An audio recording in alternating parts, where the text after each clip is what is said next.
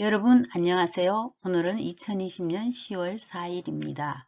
오늘은 민정 결석하면 안 되는 이유에 대해서 알아보도록 하겠습니다.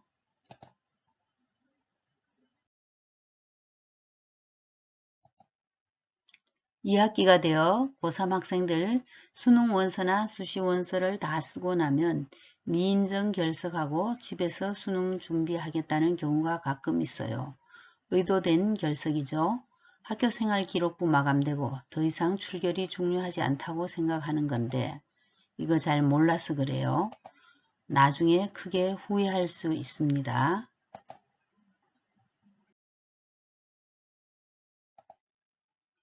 왜 그런지 우리 학생들 알아야 해요.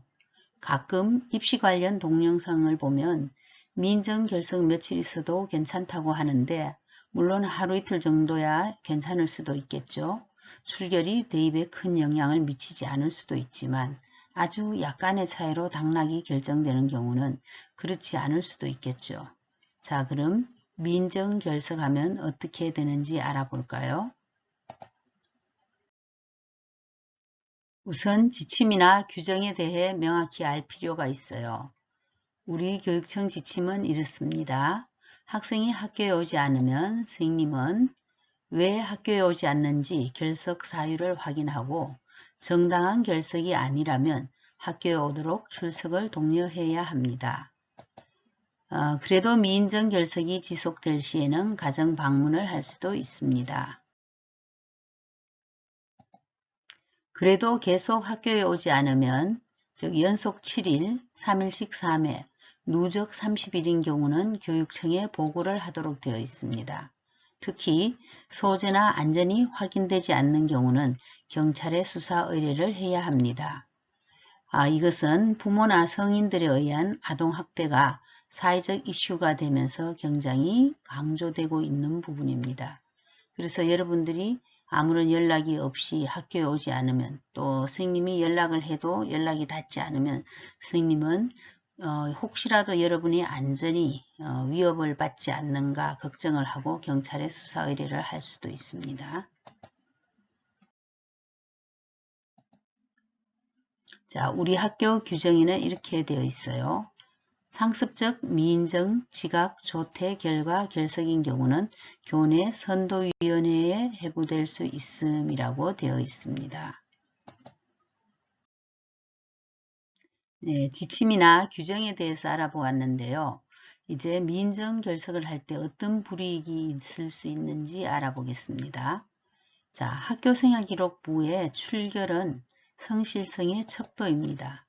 어떤 학생이 격언을 하면 성실하구나 이렇게 생각을 하겠지만 결석이 미인정결석이 많으면 성실하다고 보지 않는 거죠. 대학 입시에서 미인정결석은 분리할 수가 있습니다. 미인정결석이면 불성실하다 이렇게 볼 수 있다는 거죠. 취업 시에도 고등학교 학교생활기록부를 제출하라는 경우 분리할 수 있습니다.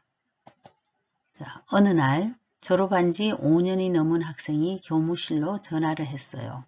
대학 졸업 후 취업하려고 하는데 고등학교 학교생활기록부를 떼봤는데 무단결석, 지금은 미인정결석이라 하지만 당신은 무단결석이라고 불렀죠.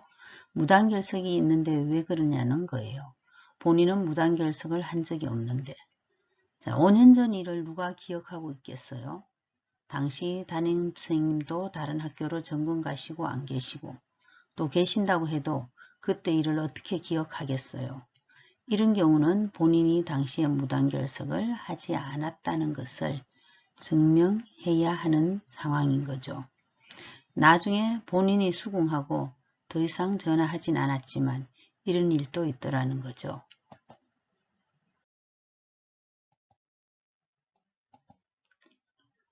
또 다른 경우는 부사관 모집과 관련이 있는데요.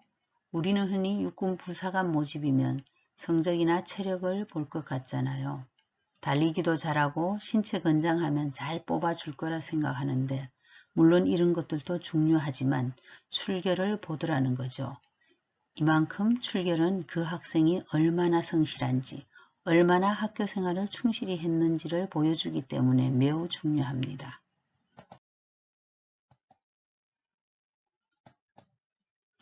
그러니 학교 오지 않고 수능 준비하는 것이 당장은 도움이 될 것처럼 보이지만 길게 볼 때는 그렇지 않은 거잖아요. 사실 혼자서 수능 준비하는 것이 학교에 와서 준비하는 것보다 더 잘한다는 보장도 없지요. 그리고 학교생활기록부는 연구보존인데 이런 기록에 미인정 결석을 남기는 것은 결코 바람직하지는 않겠죠. 혹시 재수라도 한다면 다음 해에는 3학년 2학기 출결이 바로 다 들어가잖아요. 그러니 여러분 민정결석 안 돼요.